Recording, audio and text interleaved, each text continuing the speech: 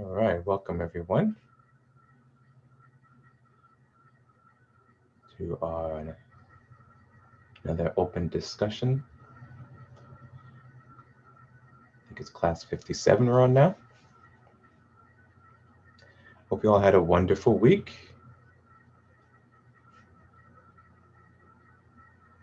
Let's see, where am I? Okay.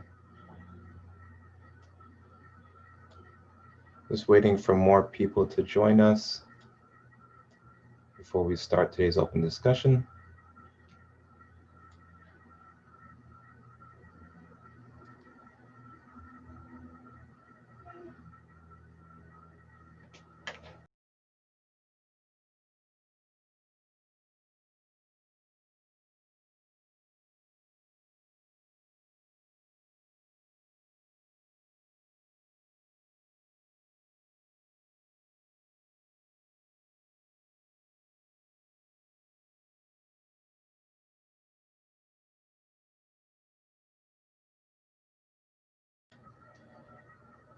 I'm using a slightly different setup today, so if a little slow to respond, please forgive me for that. But today we will be continuing our discussion on prayer after a first hour of open question and answer. See, last class we finished the prayer diagrams handout. We looked at the prayer mudra and the secret to personal prayer formula. Today we will go into the 8 major components of the mystic prayer technique. It's a 2-page document, which I believe should take up most, if not all, of the entire second hour of today's class.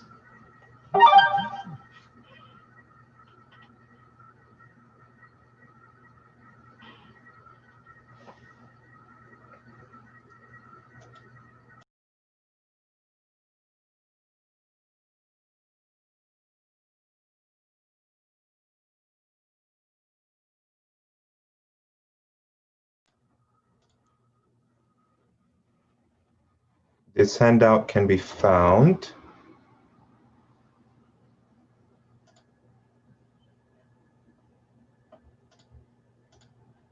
if you go to meetup.mysticknowledge.org. It will take you to our meetup page.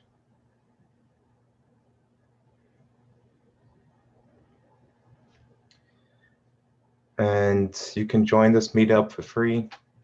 You'll get announcements from all of our upcoming classes. So here's the announcement for today's class. In here, you'll find the link to access the shared drive folder. And to click on the link, it'll take you to our Zoom folder. And we're looking at this diagram here, the 8 major components of prayer. In here, you'll also find chapter 8 on Mudra Yoga. If we finish the 8 major components diagram today, then we'll start chapter 8, but I think we'll save that, start that in the next class, which is on the 20th. And I believe that will be our final class for the year. I think so, yeah. So I think next class on the 20th will be our final class. So if you have any questions, get them in today or next class, or save them for 2021.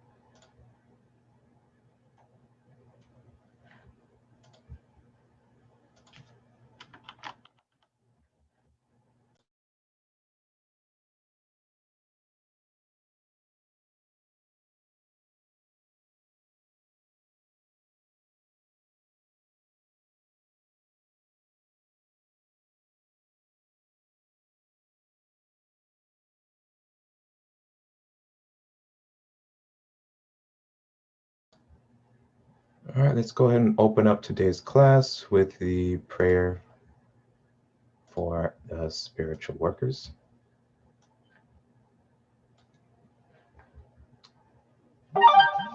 And then we will move into our open discussion.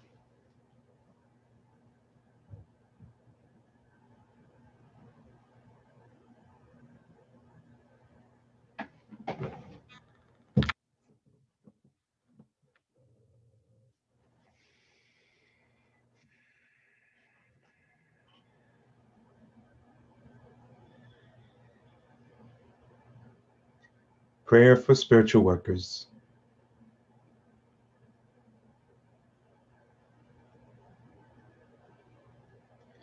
Almighty God, I bless all those who, because of their limitations, would smite me.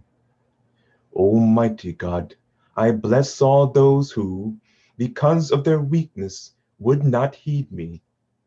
Almighty God, I bless all those who, because of their ignorance, would defile you through me.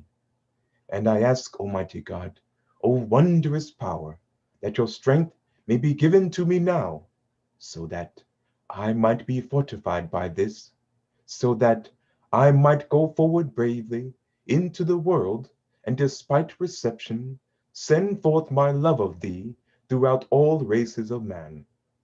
Almighty God, give me the power and strength to rise above my karmic weakness, the deficiencies in the pattern of my evolution, so that I might evolve and become stronger, aye, and even stronger in thy everlasting light. O God, thy will be done.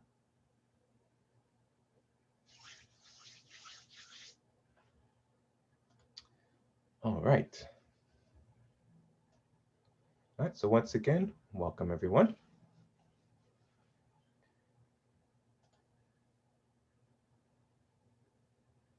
As per usual, you can ask your questions in the chat on either YouTube or on Zoom.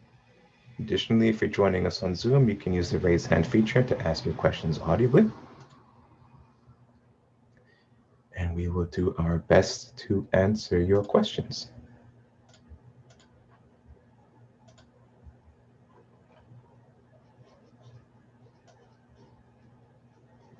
What's this all about?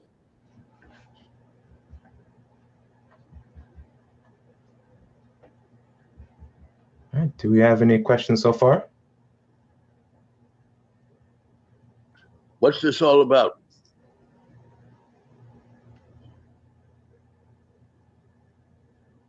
What is what all about, Mr. Veze? I'm sorry, I don't understand. You're asking what is this all about? Are you asking about today's topic or our class? The class.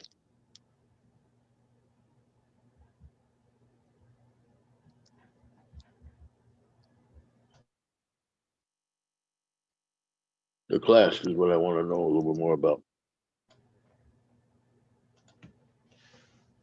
Well, today's class is we're doing an open discussion which allows anyone to ask any questions they may have regarding to metaphysics or mysticism. Um, our organization is called the International Mystic Knowledge Center, where it is our goal is to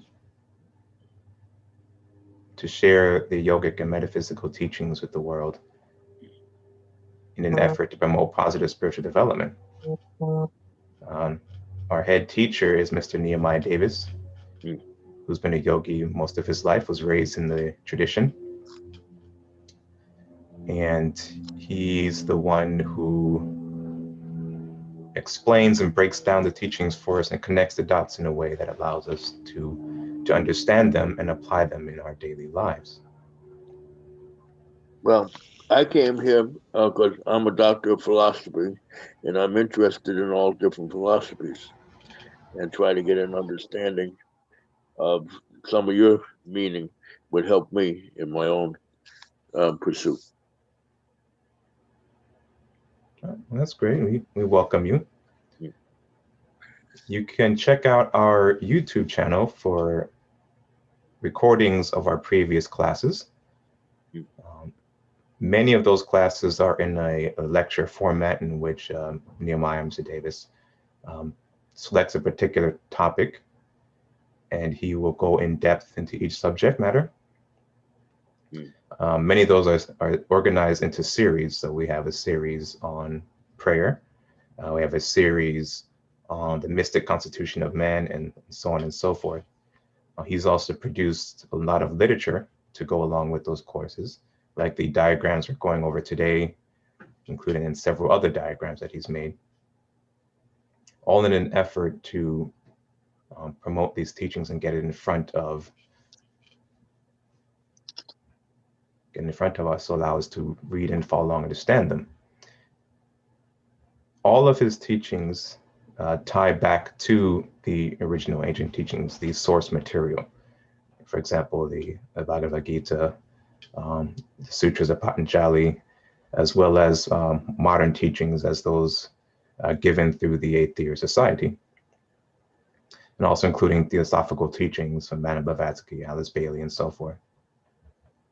You can also visit our website, mysticknowledge.org, where we have an e-library of, I guess, almost hundreds of books that we've collected, e-books we've collected, many of the teachings that Nehemiah references and sources his material from. I do a lot of studying on mysticism for many years. Since I'm 9 years old, I've been a meditator, and do a lot. It keeps me healthy. If I hadn't done all this stuff, I don't think I'd be in this world anymore. When I go to sleep, I go with the and the self-agilio and self-hypnosis and all these other things. So I think I'm a student, okay?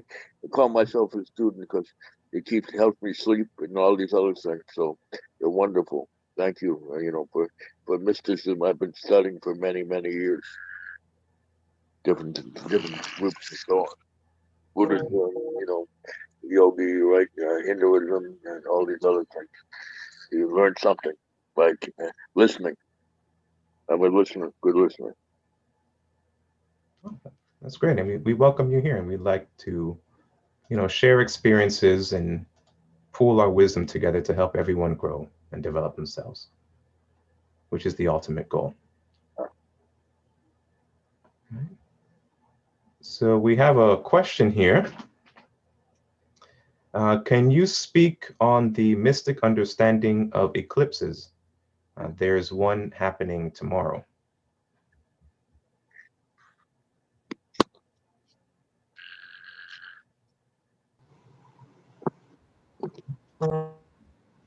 The eclipses, like most mystics see it, it's a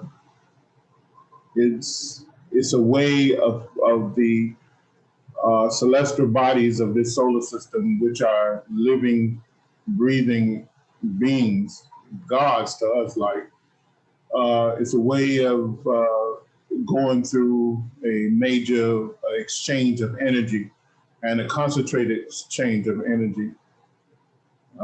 And there's a lot of mystical implications to this. And there's overlapping of realms of existence at that time, and there's portals that's open up. That's why you find all through history, there's various rituals that's connected to the eclipse. Most of this stuff is secret and only given through initiation. Some of the practices for eclipse. I know you have a lot of commercialized Wicca stuff and even mystical stuff, but in most cases, it's very secret and is very complicated processes for energy exchange between the realms, between the planets, and between the logos of the various planets that's going through the eclipse. Hope that answers your question a little bit.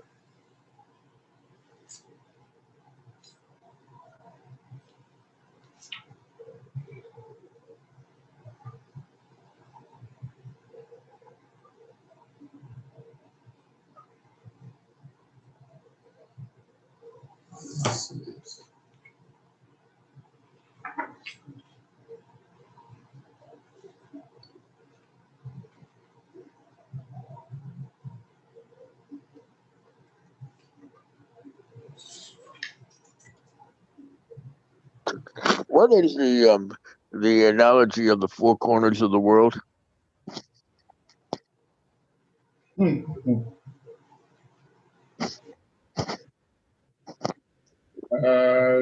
don't know because it can be on different subjects, different things. So, in reference to what? Reference to trying to find out the information. Someone was telling me right here to ask you about the four corners of the world, and I'm trying to find out what he meant by that. Yeah, I don't know. I mean that can be referenced to many different analogies. Do you know anything about that, Dwayne? Not without more information, which is referring to.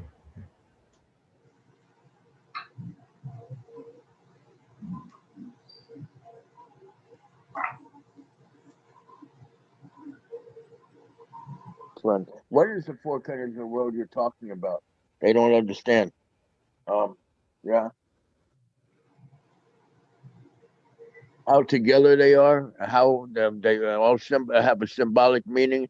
That if you go to one corner, that's another corner. Then there's like four corners, and then there's a symbolic meaning.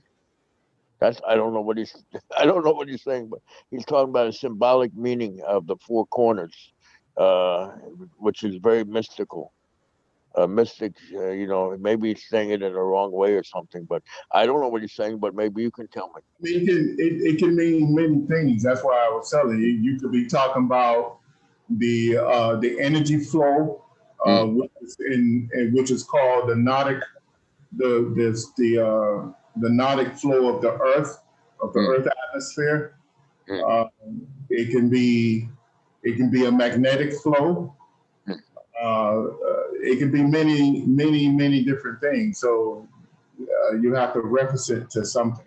So.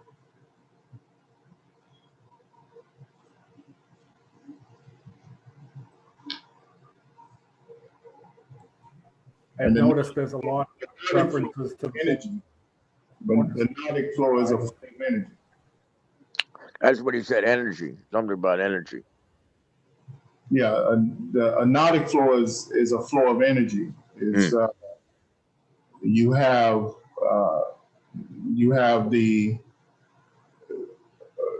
what they call the eastern flow of energy, and then you have a western flow of energy, and then you have a east south flow of energy, and or southeast flow of energy, and a north flow of a north eastern flow of energy, and you had a reverse on the west side, and that is called the Nordic.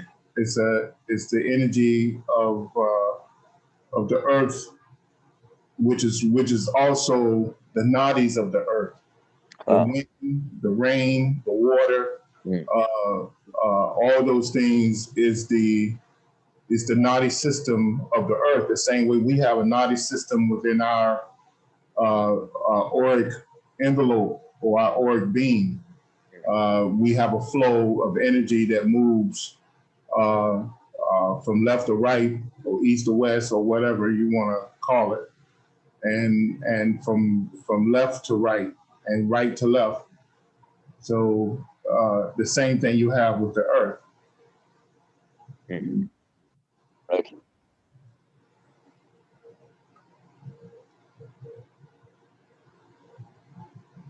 Todd, you were saying something?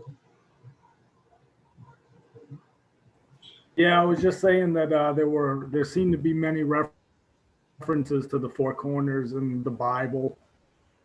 I actually just sent one over, but it looks like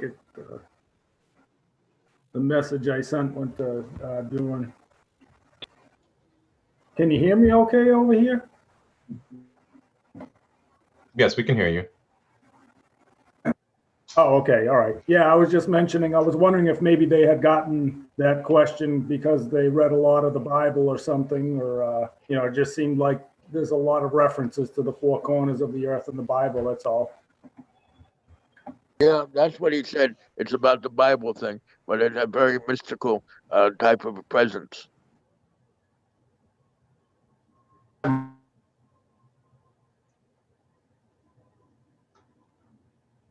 So how do you explain it? Could you explain it, from the biblical standpoint?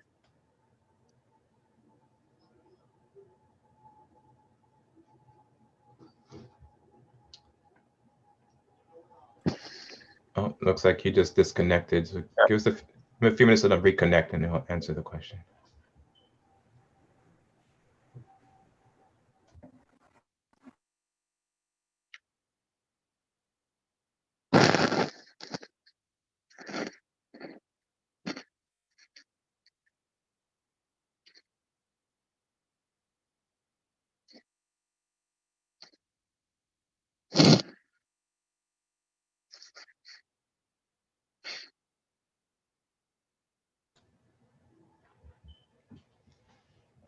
Just waiting for him to reconnect.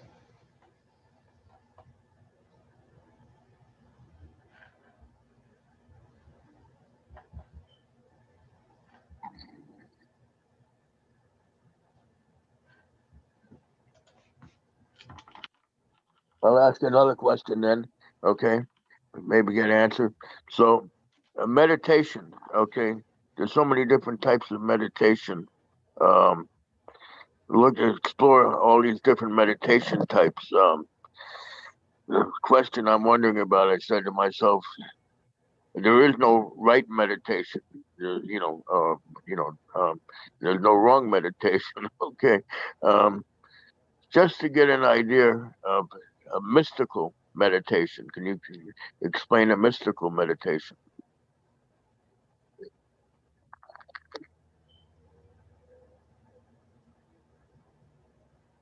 Yeah, I'm going to wait for Nehemiah to reconnect. I think his connection dropped. So when he comes back, he can answer the question for you.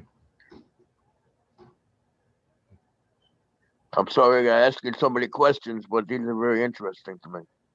No, it's okay. We welcome questions during the open discussion sessions. But it's sometimes, the connection can drop out. So we're just waiting for Nehemiah to come back. And he can answer that thoroughly for you.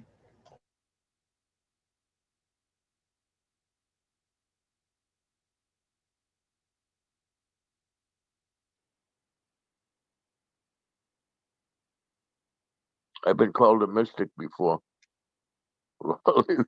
I said, call me anything. Okay. Call me by my name.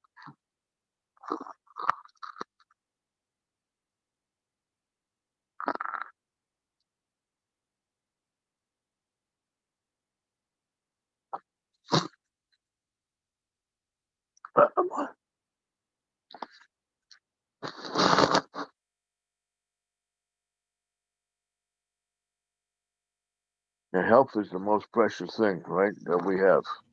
That's what I got to work on. Okay. See, Nehemiah, he's connecting now. All right. Hopefully everything's all right on his end.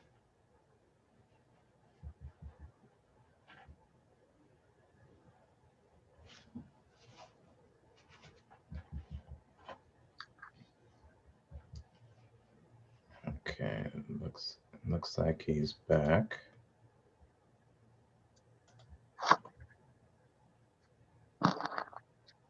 And Nehemiah, can you hear us?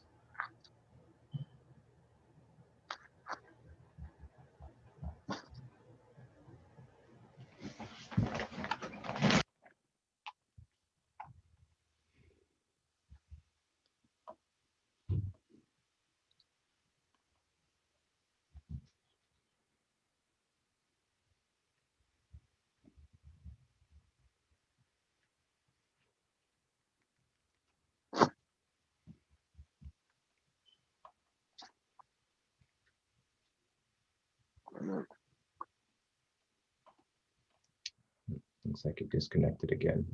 Hmm. Well,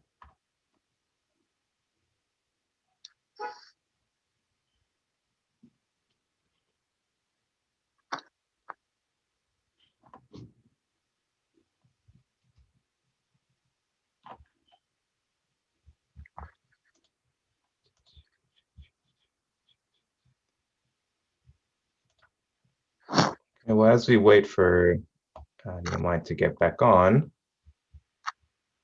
as a reminder of what we'll be covering in the second half of today's open discussion.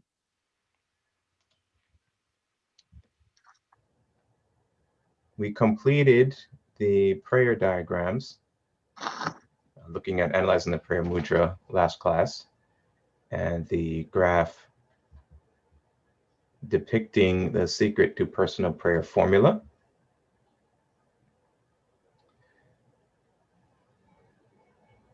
Today, we will be moving into the 8 major components of the mystic prayer technique.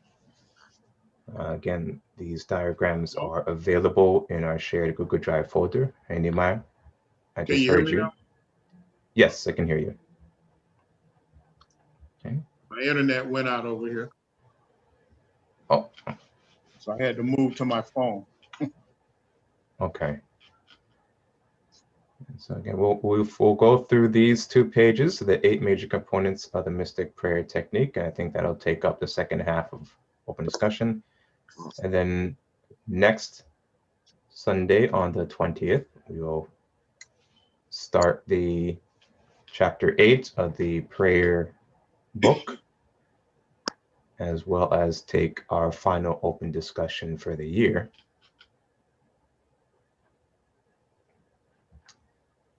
So again, all of this is located in our shared folder. I think the link should be in the description on YouTube. If it's not, then there should be a link there to our meetup where you can find all of this diagrams available for your individual study. Okay.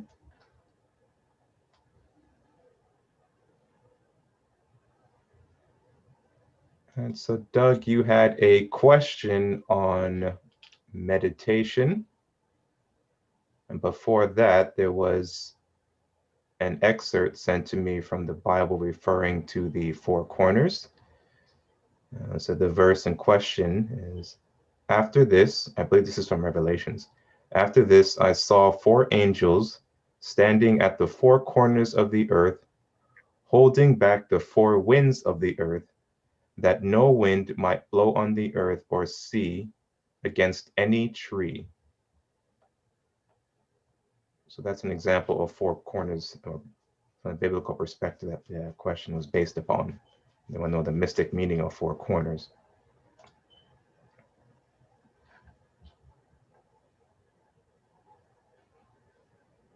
So the meditation one? No, I was reading the verse from that someone sent me in reference to the 4 corners of the earth question. Right. You have the meditation one. Right, we'll get to that after I think if Nehemiah can comment on this verse here. Okay. Oh, well, I was saying, unfortunately, in the Bible, when they talk of, can you hear me? Can everybody hear me all right? Yes, we can hear you. Yeah, in the Bible, a lot of times when they talk about the 4 corners, it's in reference to some type of war or conflict, or in a lot of cases, even black magic type incidents, or incidents that the so-called hosts of heaven had to take in order to correct any type of conflict or comic interruption, negative comic interruption at those times.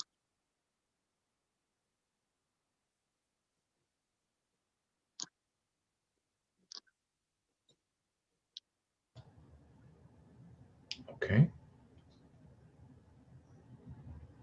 Doug, can you go ahead and repeat your question on meditation? But there's so many different types of meditation. And, you know, throughout the world, I guess there's not one correct meditation, as long as somebody does a meditation. And so that's why I was looking at a mystical meditation. I kind of disagree with that. Sure.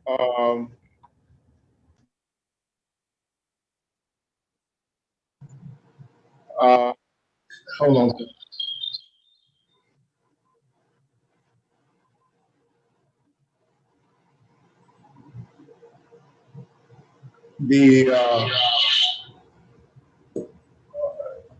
According to, if you go back to the original scriptures from the Hindu or just from the Eastern books like the Vedas and Mantra Satra and Tantra Satra teachings that introduced this stuff to the world. They gave a specific type of meditation. Of course, over the years, different teachers and different Upanishads describe variations of it, but they always stuck to the one real and mystic meditation, and that is the goal to reach the highest level of meditation. The goal to reach the highest level of meditation is given in the is given in the 8 limbs of yoga through Raja Yoga, where first you learn to concentrate, then you learn to contemplate, and then you learn to meditate. Concentration is directing the thought down one channel. Contemplation is when you have directed it, when you have achieved directing the thoughts down one channel.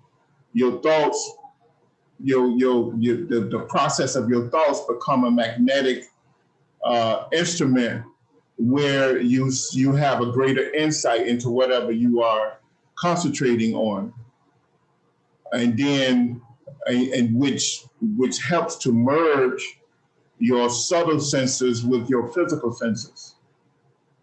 And then once you have achieved contemplation, where you have brought about a complete merger of your subtle astral senses with your physical your physical senses, then you enter into advanced levels of consciousness. And you take that advanced level of consciousness, which some people describe as psychic or clairvoyant type forms of meditation, where you can go into deep states of contemplation, and you merge your psychic senses with your etheric senses. And these etheric senses is the senses that's connected to the upper chakras, to the heart chakra, throat chakra, third eye, and crown chakra. And then you enter into a state of meditation. And a state of meditation is when you can move all the energy in the body in one direction in order to open up each chakra. And then you go into a conscious state of death, where in the ancient language, according to Mabel Collins, you bathe the soul in the light of the spirit, and you become one with the divine spark of God, which is the real you, on each level, on each major chakra level. And that's true meditation. And that's the road to meditation, according to the ancient books. And all the great teachers of all times, they have put this out to the world, not the commercialized weekend type teachers, but the teachers who spent a lifetime in teaching these teachings. They always reference back to that type of meditation.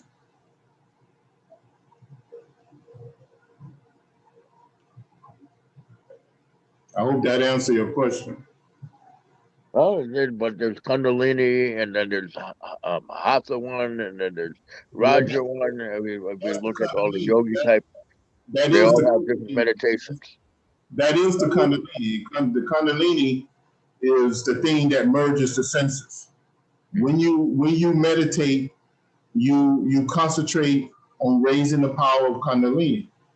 But there's various techniques to bring that about. When I say challenge the energy or the thoughts, the only way you have a thought is through Kundalini. You can't wiggle a finger, you can't blink an eye without the power of Kundalini. But when you train your thought, you're training the power of Kundalini that's within the body. And when you can focus your thought down one direction, you can begin to move the Kundalini that's running through the nadis in one direction. When you can use that Kundalini to at least merge your physical senses with your psychic senses, then you can begin to move large portions of the Kundalini throughout the nadi system. And the main nadi system you want to move the Kundalini to is along the Sushumna. And when you have gained enough power to move all the energy within the nadis, which is the Kundalini that was released into the nadis, then you can take all that energy and bring it down to the base of the spine and untangle what's called the 3.5 knot. And when you untangle the 3.5 knot, you open the door to Sushumna, and you can move the energy through Sushumna, through the Brahmanati of Sushumna, and you can move all the energy of the body through this little tiny pinhole of the Brahmanati, and you can open each chakra and go into deep states of meditation. That's true meditation. And at that point, you enter into the all-knowledge space. And when you enter into the all-knowledge space, your soul is bathed in the light of the spirit. And at each level of the chakra, of the major chakra system, all the way up to the throat center, all the way up into the Christ or the third eye, and eventually you'll gain enough control and power in order to enter into the crown chakra, and from there you can ascend. And that's the true meditation. Any other thing that say that they're meditating and don't talk about a conscious state of death, where you move all the energy, you dissolve consciousness, because that's what the ancient books tell you. That's what's happening. When you dissolve consciousness, you enter into a conscious state of death. And well, you have Buddhist meditation, you have Zen meditation, you can a lot of Buddhist type stuff. I do a lot of the Buddhist type stuff, and then you have Hindu, and then you have all these other ones, Christian meditation, and then you have several different types of meditations. Going back to the original teachings, I mean, I don't advocate. I'm going back to the original teachings so people can understand where it all came from. And then if you want to go in other directions, you're welcome to do that. But the way this meditation was introduced into the world is through these ancient Sanskrit teachings. And that is the knowledge or the mystic science behind meditation. And everything else is trying to get to that point. You have TM, you have all kinds of different meditations out there.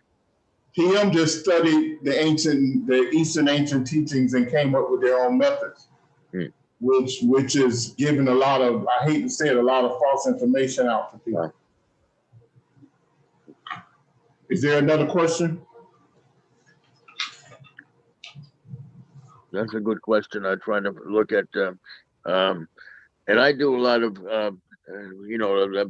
original meditation, but I do a lot of other things, self-hypnosis, which is pretty powerful, and all these different things, trying to get to a certain place. Yeah, I mean, all of that is just a road to meditation, to true meditation. Because through hypnosis, you're controlling the mind. Right. Learning to control the energy of the mind. And anything that learns to control the energy of the mind, the end result would be a meditative state. Right. Which one do you recommend for health? That's, well, the original you're probably right, but for health purposes. Yeah, I would recommend the 8 limbs of yoga. That Patanjali, from Patanjali, the sutras.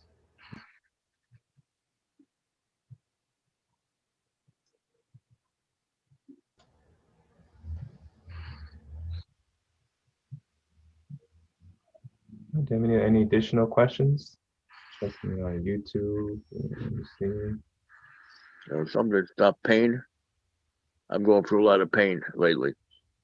So I guess meditation is the best thing, right? And when I'm in a meditation state, I don't think about my pain.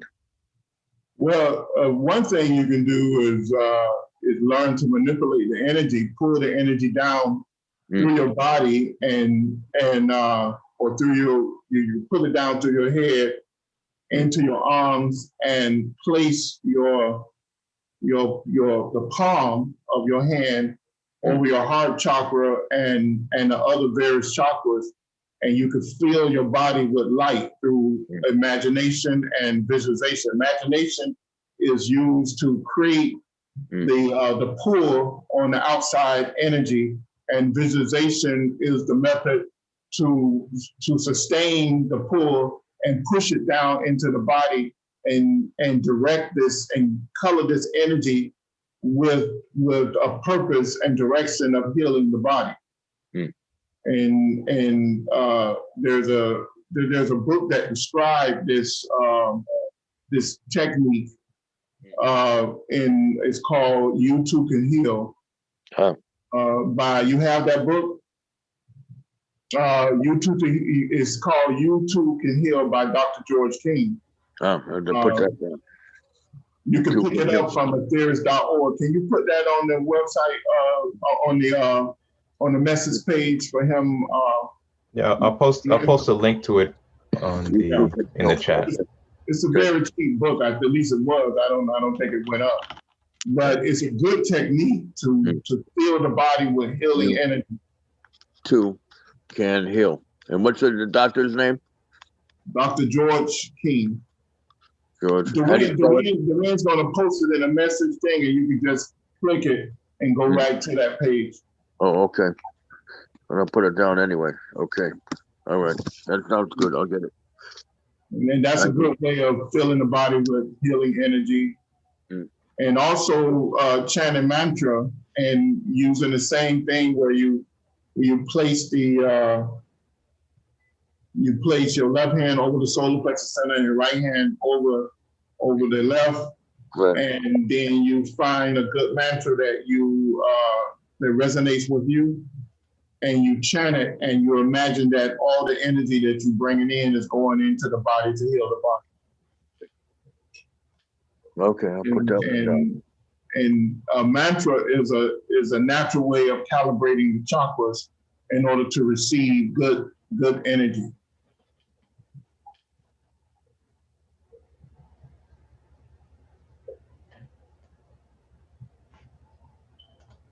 Any other questions?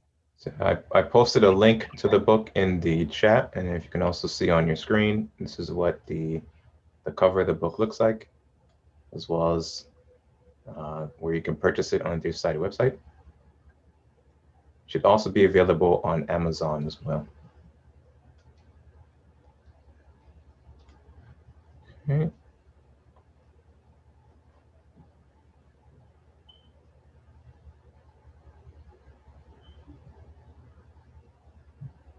So we have a question here. I have a question on the emotional sensitivity that seems to come with long-term practice of pranayama and other yoga disciplines. From my own experience, I am noticing the effect that various words, events, and actions of others can have on my emotions or feelings. I can now observe these effects, and what I am seeing is that only people who I am open to or allow myself to be close to are able to touch these sensitive areas, and the effects are 10 times stronger than it was in the past before I got into yoga. It is so extreme sometimes that it affects me physically for a long time. On the flip side, I am numb or strong towards just about anything or everyone else. Why is this? Unfortunately, this is a side effect of developing yourself psychically. You walk into a room and immediately you link yourself to certain people with strong emotions, and you have to learn to shake that off and not be worn down with it. This is where discrimination and control of your mental faculties come into play.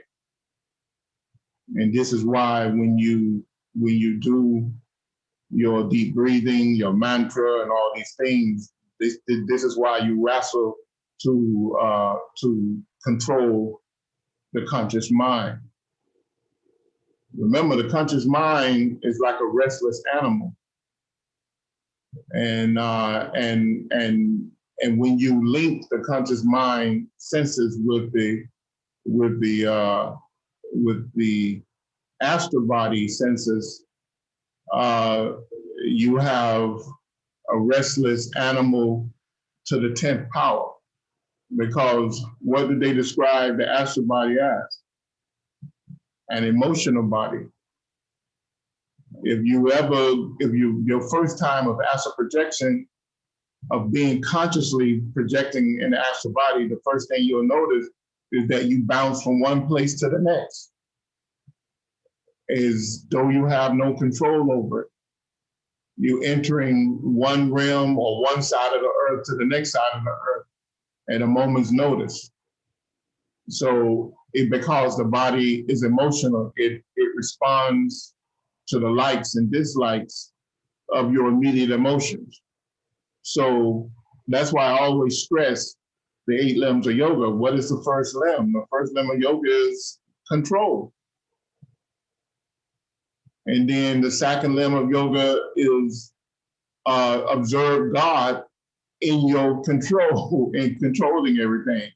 And what does that tell you? That means that look at the law of karma and abide by the law of karma as you control things. Because if you put God in all your actions, then what will you do? You'll do the right thing in most cases, according to your knowledge and understanding.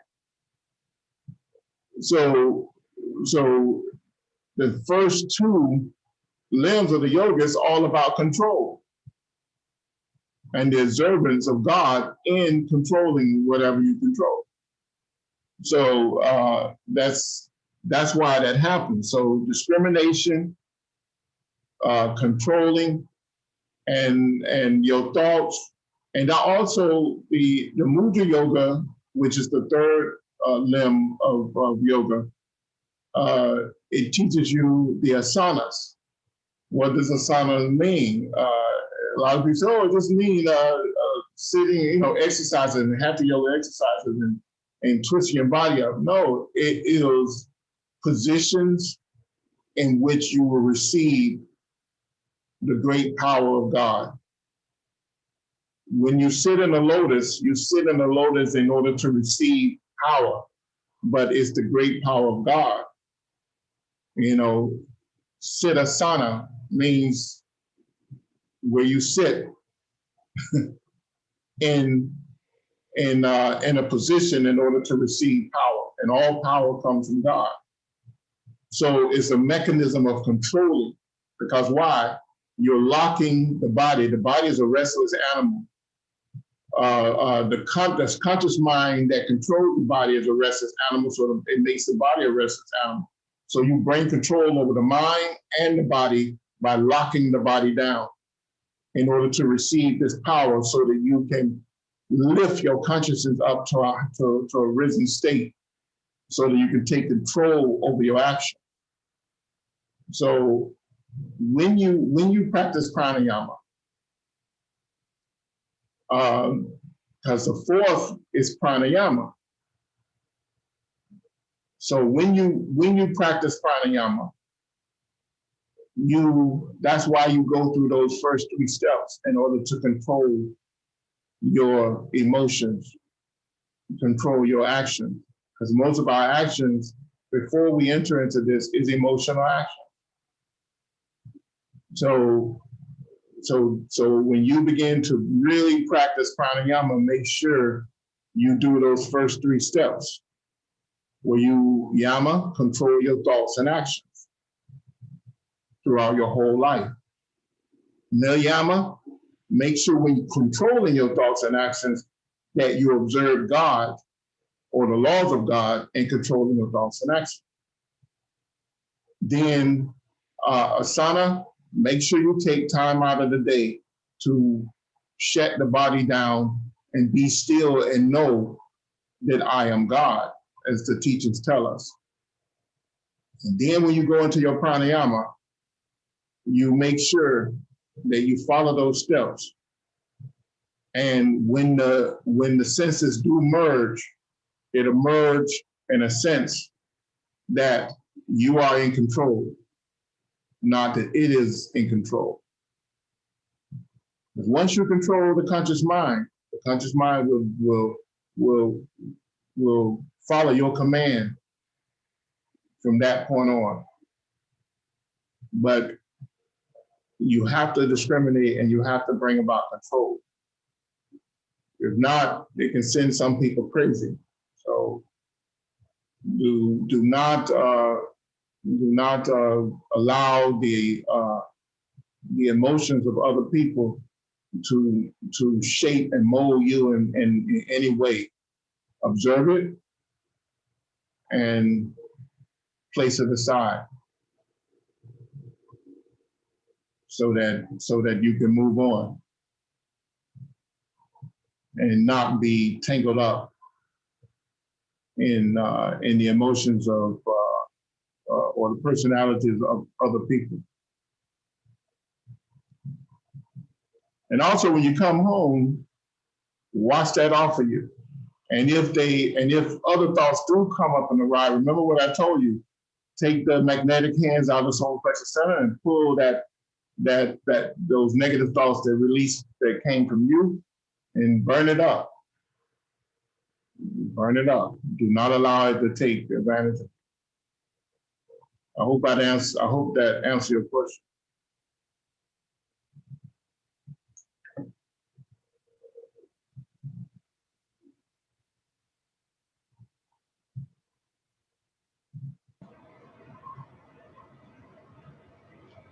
Any additional questions? Any more questions?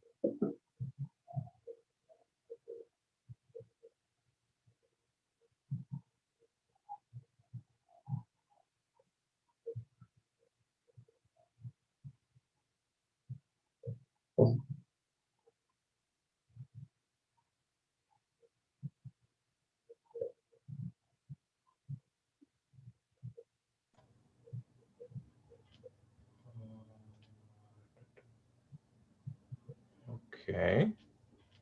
So we're entering the second hour now, so we can go ahead and start our review of today's diagrams. But you can still feel free to ask any questions you may have in the chat or audibly, and we will get those answered for you.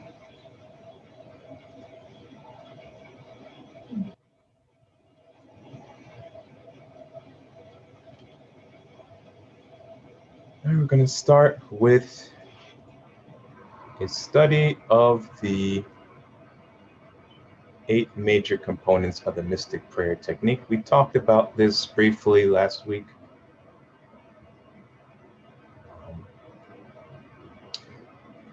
But I forgot to post this diagram, so we'll look at it now.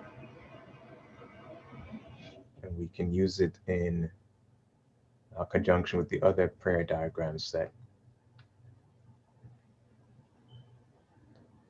So starting off at the top,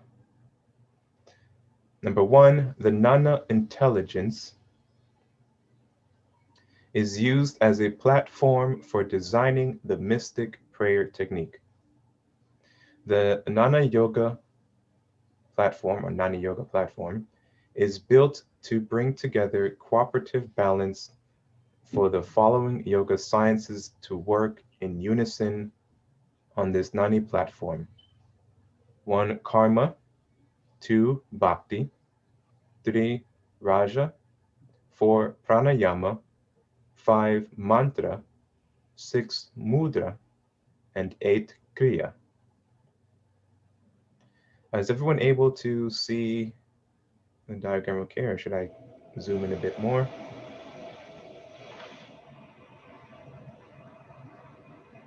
Well, you can also download it from the shared folder and follow along on your computer or phone, whichever you prefer, while using.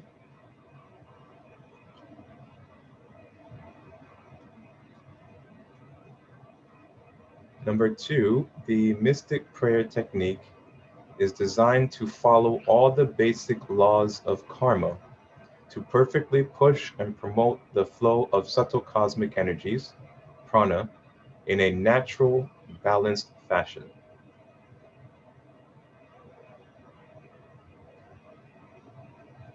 Number 3, the main component of the mystic prayer technique is bhakti yoga. The practitioner of this mystic prayer method adopts a frame of mind that we live and operate in a sea of mind and power.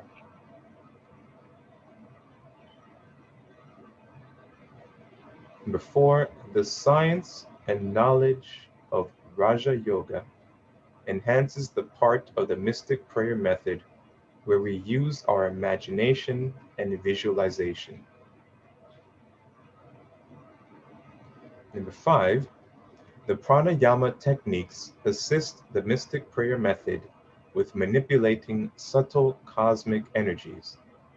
Regulation of breath is also the regulation of the energies through the nadi system.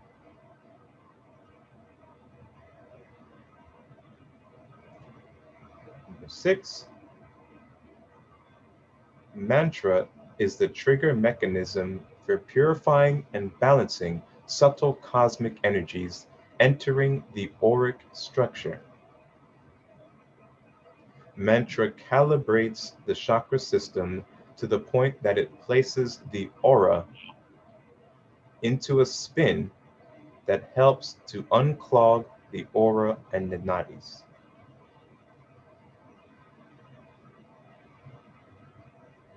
And number 7, mudra yoga is a series of techniques that uses the head, arms, hands, legs, and feet to align the subtle cosmic energies that we are pulling into the auric structure with the mystic prayer technique. And number 8, Kriya Yoga is the yoga for designing a series of right actions to promote the emotional, mental, psychic, and spiritual development for human well-being.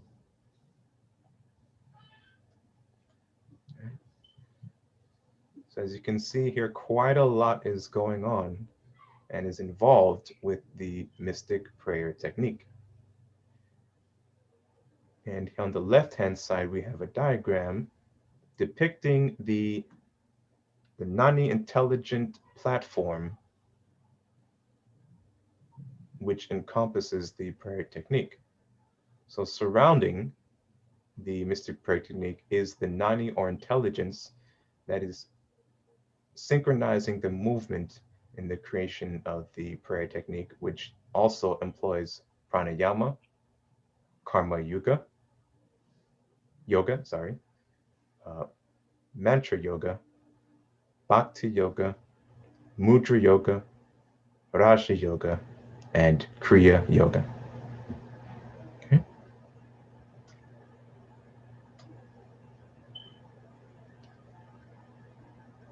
Any questions on this page?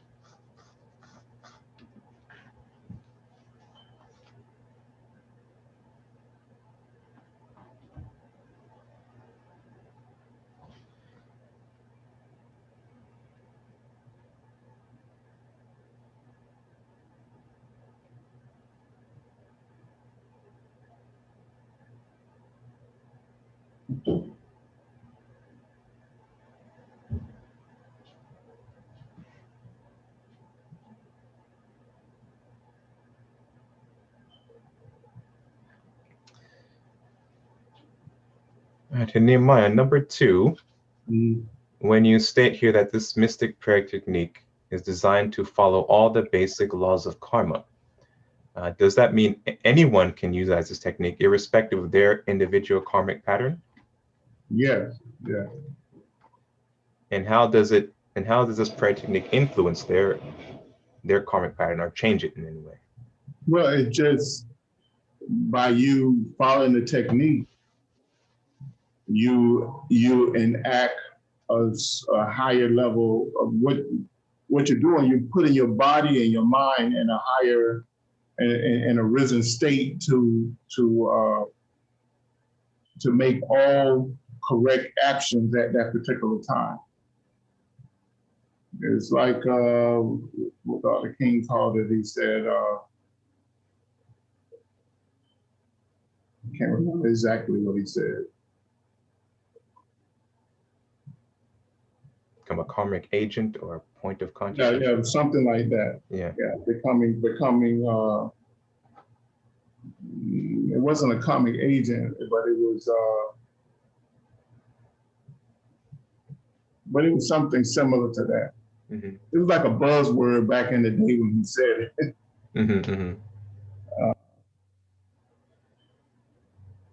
In fact,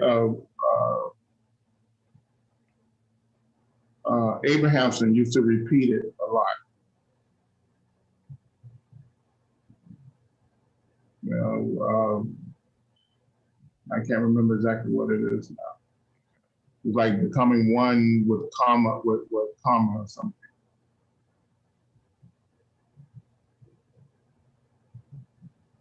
So that's what you're doing, is when you begin to follow the laws of karma, and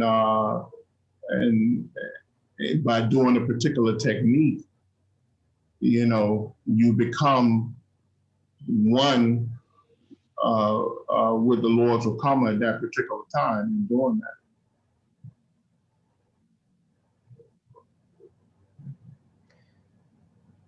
So then how would karma affect the strength or the potency of the prayer energy that individual is able to generate? So what do you mean by that? You mean their karmic pattern? Yes. Remember, you could change your karmic pattern at any moment in your life. Right. So so let's say if you, especially if you use this technique, because what does the technique do? It tells you to be still. And what's the ancient words for being still? Be still and know what? That ye are God. Yeah. So you stop at that moment, you stop moving around like a restless animal, and you direct all your body actions towards completing a task. So now what you're doing, you're creating a chain of action, of right actions. And then you shield the body by chanting your mantra, by doing your pranayama and chanting your mantra, because pranayama itself is chanting mantra. Your breath is chanting mantra, but when you do your breath, your breathing under the right conditions, it potentizes the mantra that your body chant 21,600 times a day, which is your breath. The inhale and exhale of your breath is a mantra sound. But when you curb all your actions to right actions, it potentizes your that mantra, that internal soul mantra that's being chanted by the soul. So already your body has risen. Now you add on a comic effect by chanting a mantra with your physical voice in order to cleanse out certain portions of your notic pathways, which is your conscious pathways, which is the remember what is Kundalini? Vehicle of consciousness. The vehicle of consciousness, and the nadis is the vehicle of consciousness for Kundalini. So now you clearing those notic pathways by physically chanting the mantra. So all of this potentize your actions and create the right conditions so that you become, as Dr. King say, a karmic authority. See, you become a karmic authority over your own actions. And now the divas can use you to push good energy into the world. The cosmic masters can use you to push good energy in the world. The logos of this earth can use you to push good energy into the world. So that's what makes you the karmic authority. And that's the ingenious of this type of prayer. It may seem simple, but only a master of samadhi could have came up with this type of technique to see all these variations at one time and to bring them in a simple way so that you, I, and anyone can do and change their life. Mm-hmm. Because at that point of becoming a karmic authority, you are burning up massive amounts of negative karma, of negative samskaras that have held you down for lifetime, maybe.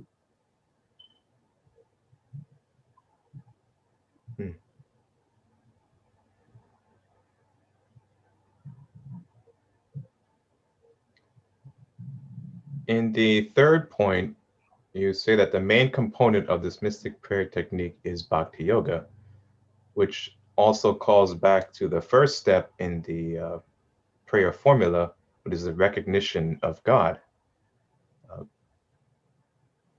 How much does that recognition of God affect or impact the utilization of the prayer technique?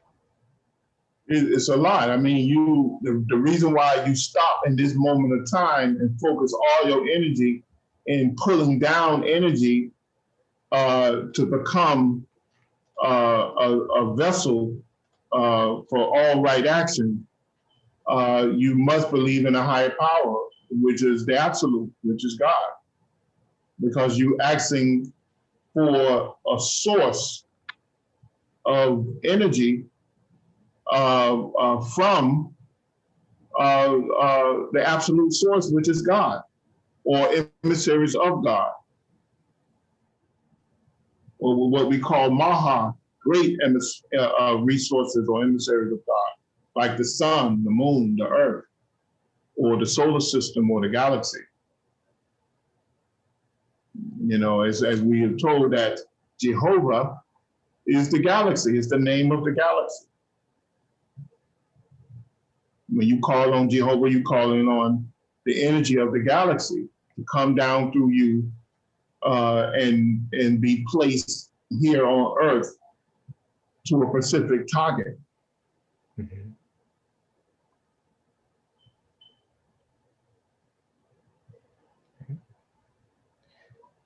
Now, in point 5, you mentioned the pranayama techniques assist the mystic prayer method with manipulating subtle cosmic energies. I remember you giving us, or giving when I first started with the prayer, you would tell us to do 3, specifically relating to the 12 blessings. We'd say the heading, take 3 complete breaths, and on the exhale, visualize the energy being pushed out and streaming forward. After the 3 complete breaths, then we would move into the prayer. I've utilized that technique and throughout most of my 12 blessings. But I've also realized that sometimes when I'm reciting the 12 blessings, I'll stop breathing completely. You know, if I'm really focused on the prayer, I'm really focused on really pushing energy out, I'll stop breathing, kind of have to remind myself to breathe in order to move into the to the next blessing. And why does that happen sometimes? Well, I would say, I didn't say take 3, I said take 3 or more. Okay, yeah, 3 or more, yeah. Because we don't put a count on Right. it, because someone might can do 8 complete breaths, depending on how advanced they are Right. in their breathing technique. So you don't limit a person to be 3 or more. And the reason why I picked 3 is because 3 is the number of self-expression. So at least do 3, but you can do as many as you need to. But when you get into the rhythm of this type of practice, sometimes you only need to take 1 breath. And 1 breath, your 1 breath may equal 10 or 12 or 16 breaths of another person. So your body begins to react to that 1 breath by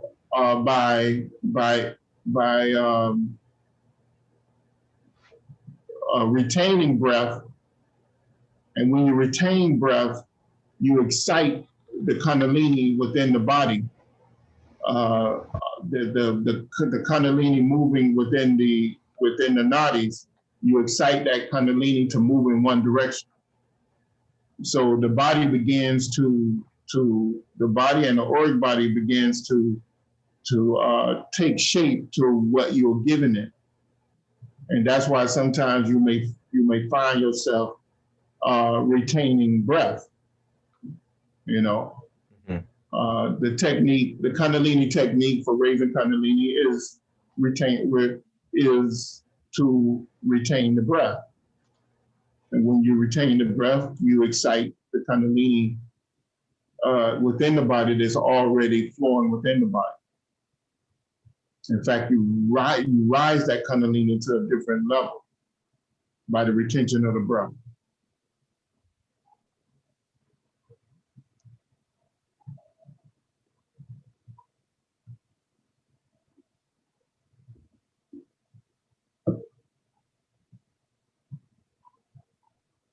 Let's just do a quick check, see if I have any questions so far. Okay.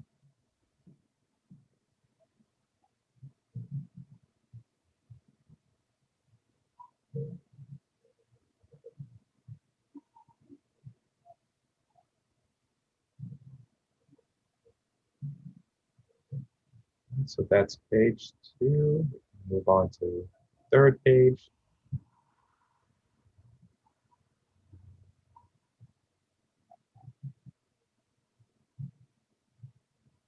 Which also takes another look and goes into a bit more information on the 8 major components of this mystic prayer technique.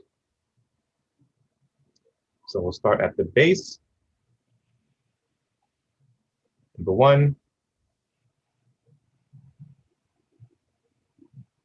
the Nani intelligence is used as a platform for designing the mystic prayer technique. The Nani Yoga platform is built to bring together cooperative balance for the following yoga sciences to work in unison on this Nani platform. 1, karma; 2, bhakti; 3, raja; 4, pranayama; 5, mantra; 6, mudra; and 8, kriya.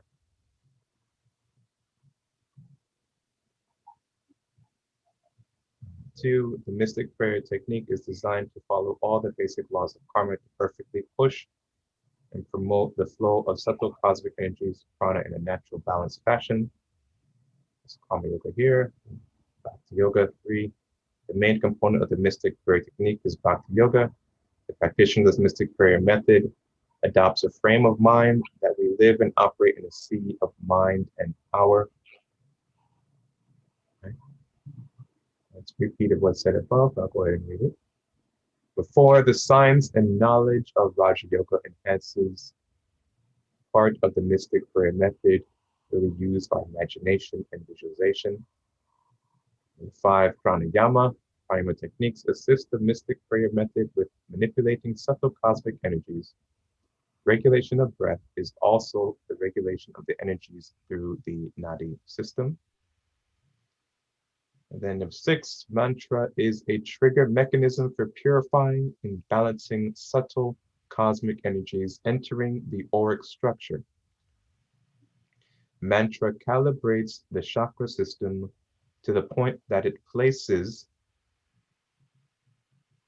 the aura into a spin that helps to unclog the aura and nadis.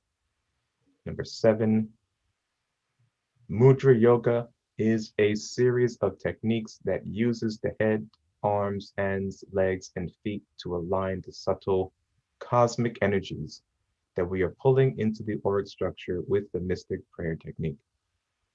And Kriya Yoga, number 8, is the yoga for designing a series of right actions to promote the emotional, mental, psychic, and spiritual development for human well-being.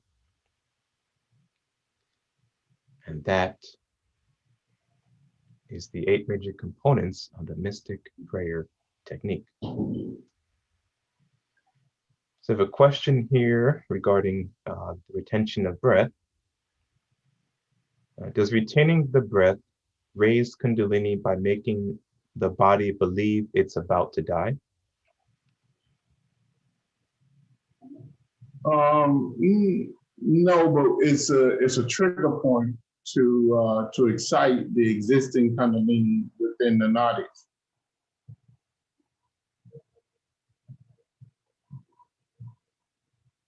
That's what it is, and that's why you're taught to breathe and then retain twice or 3 times or 4 times the amount of count that you have inhaled, and then exhale the same amount that at the same count that you inhale. So you inhale 16 times, and then retain breath for 32 times, and then you exhale for 16 counts. And you train the body to do that in order to gain control over the power of Kundalini, or the Kundalini energy within the nadis. And you begin to try to increase that retention time over time, so that you gain greater and greater control over the vehicle of consciousness within. Because when you stop breathing, you lose consciousness. But it's a technique to retain consciousness when you start breathing.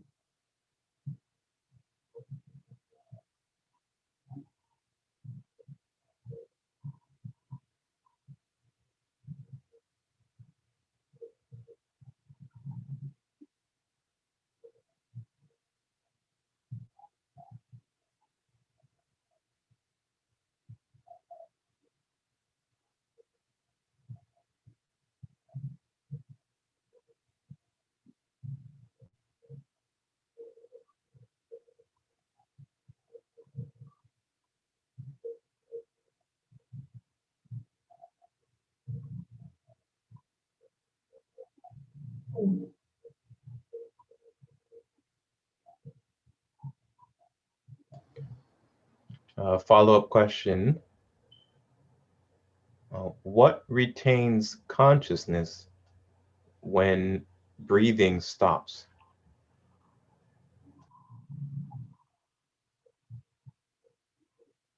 That's the mystic state that you go into. That's the ultimate goal that everyone is headed toward.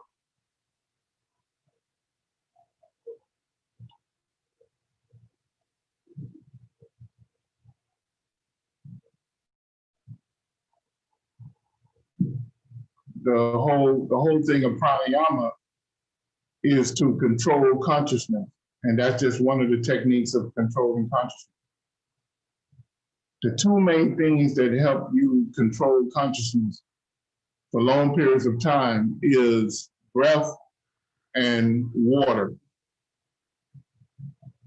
You know, so if you don't breathe, you lose consciousness. If you don't drink water, you lose consciousness. And the last thing is if you don't eat, you lose consciousness. But the fastest way to lose consciousness is by not breathing. The second fastest way of losing consciousness is by not drinking water. And the third way of losing consciousness is by not eating. Those are the sustaining ways to stay conscious on the physical plane.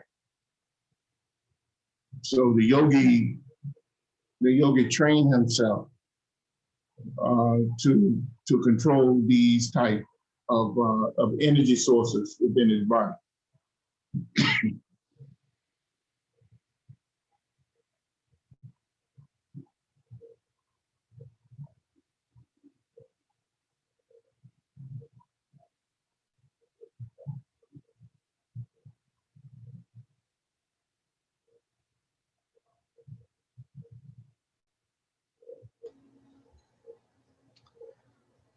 All right, do we have any additional questions?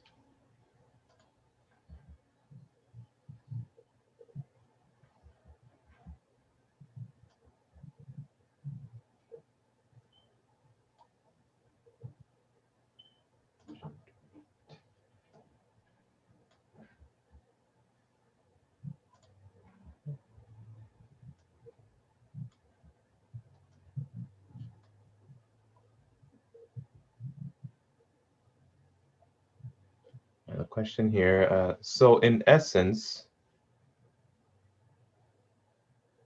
the mystic prayer technique looms the 8 limbs of yoga to gain the highest result. Yes, is that correct? I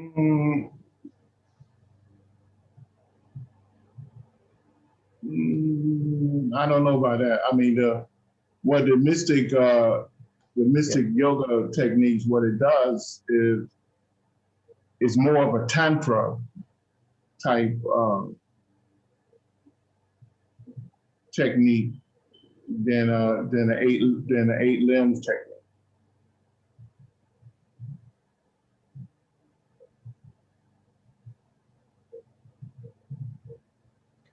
And Raja Yoga is a Tantra thing too.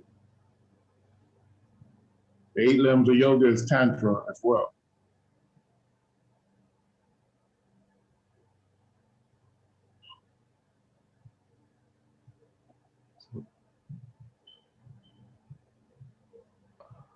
But Zai, I think your question referring to, this mystic prayer technique, it does loom or combine these yogas together, or Well, utilizes elements of all the yogas together. that's what Tantra is. Tantra is Right, loom. right. Yeah. I thought he said the 8 limbs of yoga. Yeah, he's in his question. He said, "Does the prayer technique loom the 8 limbs of yoga together?"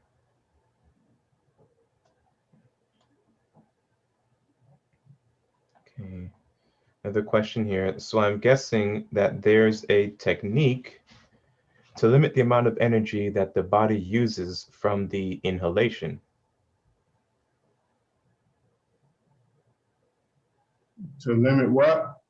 To limit the amount of energy that the body uses from the inhalation of breath. No.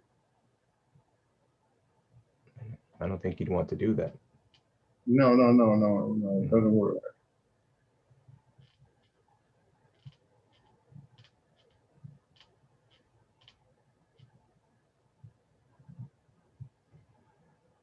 If anything, it's the opposite, that we're taking in, increasing the amount of energy we take in with each Yeah, well, inhalation. in pranayama, what happens if you continue to do pranayama, your breath capacity may increase from, let's say when you start doing pranayama, you're only breathing in maybe 30% of what you should be breathing in. Well, through your pranayama techniques, you begin to breathe in 40%, then it may increase to 50%, and it keeps increasing. So it comes to a point where you might be one breath might be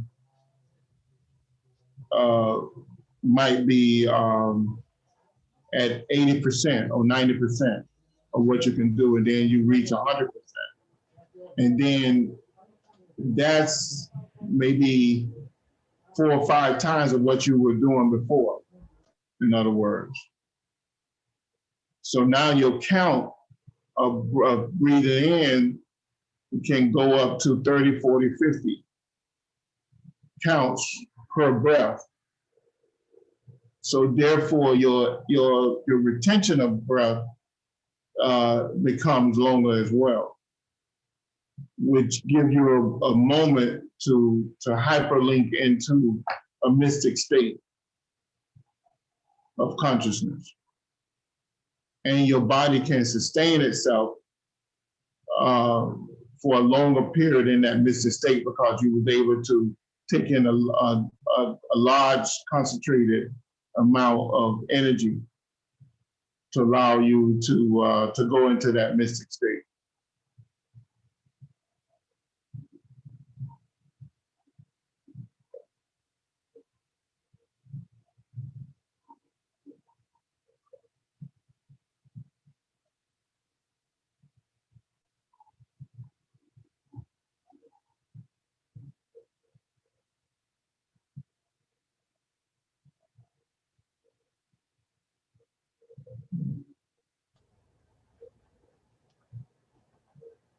Okay. Any additional questions?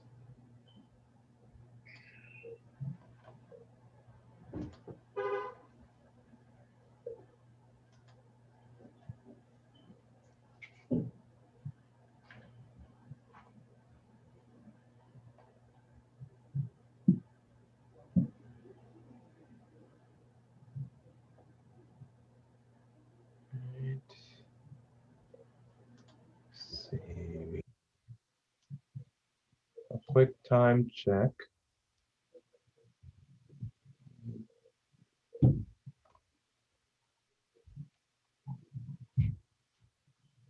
We don't have enough time to go into chapter 8 today.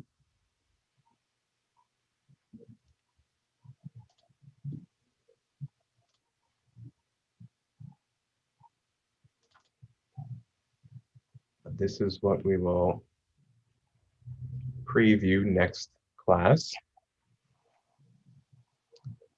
This is a excerpt from the 8th chapter of Nehemiah's prayer book, which you'll be releasing soon. And we'll read a couple passages in it to give us even more in-depth understanding of the mystic prayer technique. I think we'll close out this session with, or this series on mystic prayer with this text.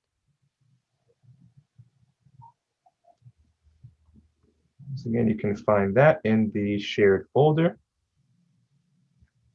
You can also start reading it, jot down any questions or notes you may have, and we'll use that in our next open discussion. Just a reminder, next open discussion on the 20th, that'll be our final open discussion for the year. As well as our last look on the mystic prayer technique. And then we'll close out the year and welcome you back in January of 2021.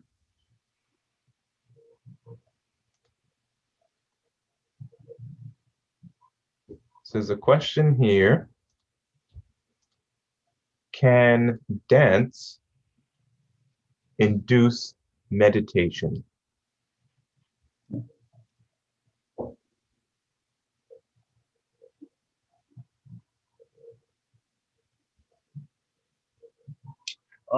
I know some people say it can. I don't think it can. Not the type of meditation we talk about. It can bring about a contemplative state. And so it can bring about a state of contemplation, but not meditation.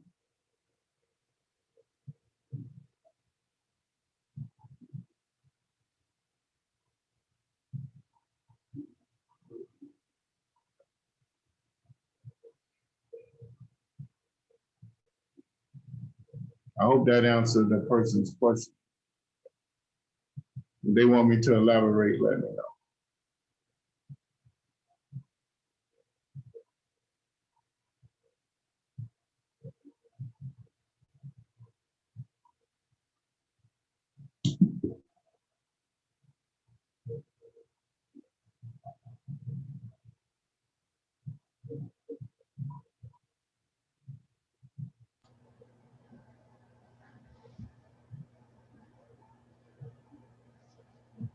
I had an astrology question.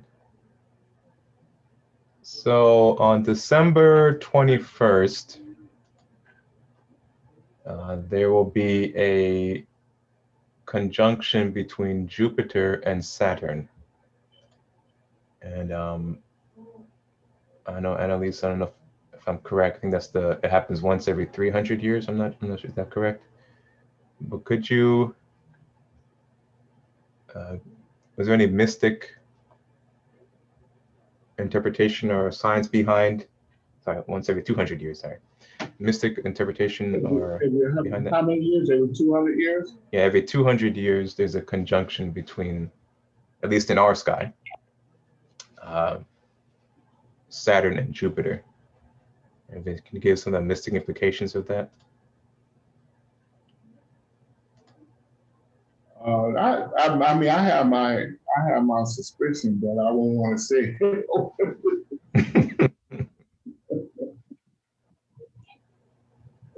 It's a good sign for the earth, but I don't know if it's a good sign for us, you know, so.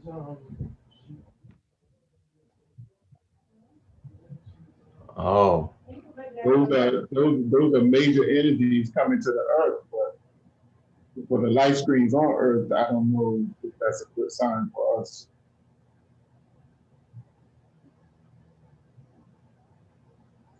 Because of our level of consciousness. Yeah. And the distortion we placed around the earth as well.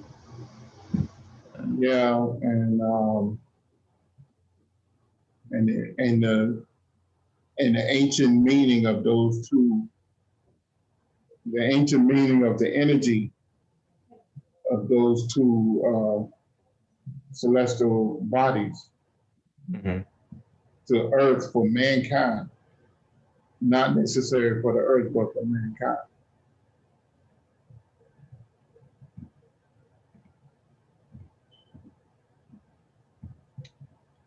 Yeah, it's also the winter solstice. And a question here, are we finally going into the age of Aquarius? I think we entered the age of Aquarius a while ago. So Yeah, we've been in it for a while. long time ago, really.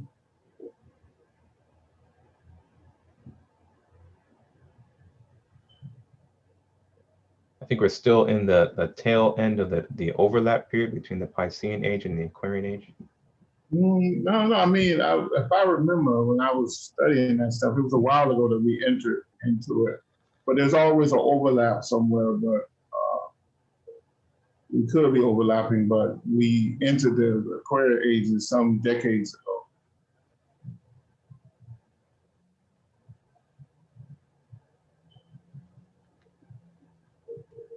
That was prior to July 8th, or was it July 8th initiated? Oh yeah, prior to that. Prior to that.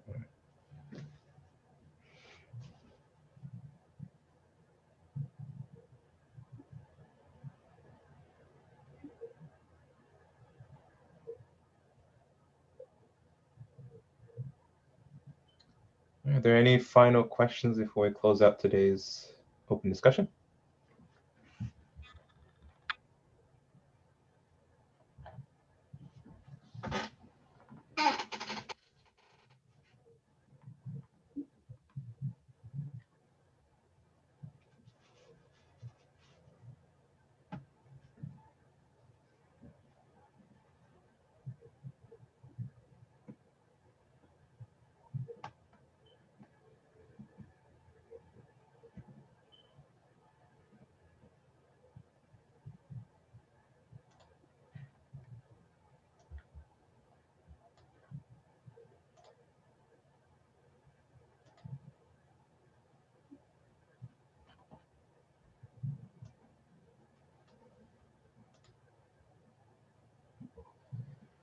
All right, if there's no further questions, let's go ahead and close out with the New Lord's Prayer.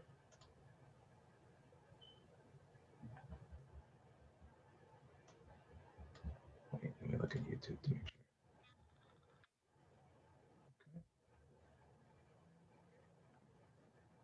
If you do have additional questions, you can always email us at Mystic Knowledge Center, all one word, at Gmail. Or you can also save them for the next open discussion, and we'll answer them for you. Let me make sure everything's all right here.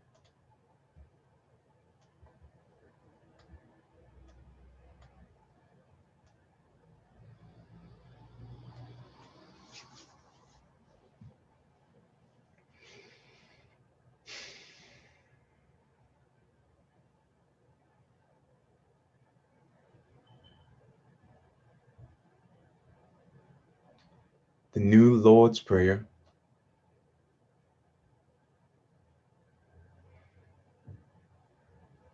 O divine and wondrous Spirit, O everlasting Lord of hosts, send forth now through me thy great and lasting power.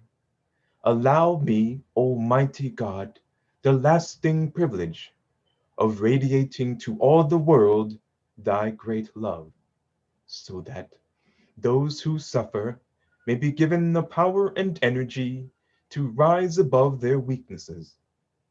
Almighty God, in great humility do I ask you to send forth your power, to give to me this great lasting privilege of being a channel, so that my suffering brothers may be helped and guided and healed and lifted into thy light, so that they who know not may look up, and in doing so receive to their higher selves your divine counsel.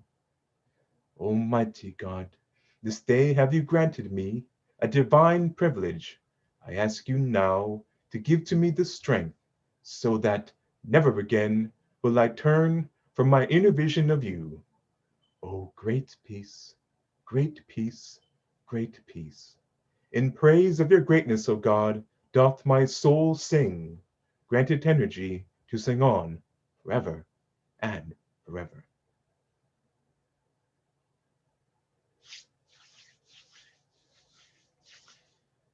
All right, thank you very much, everyone, for your kind attendance and questions. I wish you a wonderful week, and we will see you next time.